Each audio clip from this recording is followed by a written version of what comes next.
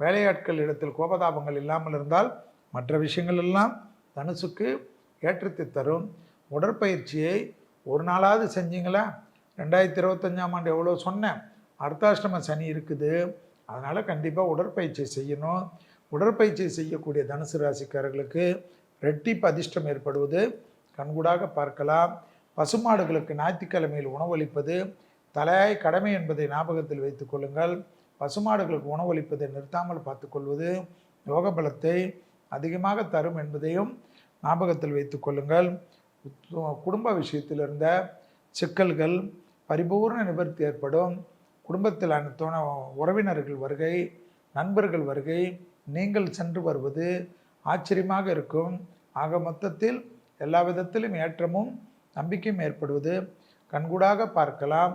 தேக ஆரோக்கியத்தில் மட்டும் BP, sugar, cholesterol, low BP, இரத்த ஓட்டங்களை சரியாக இந்த நடக்கிறது எக்ஸசைஸ் தான் இதிலிருந்து நம்மளை காப்பாற்றும்.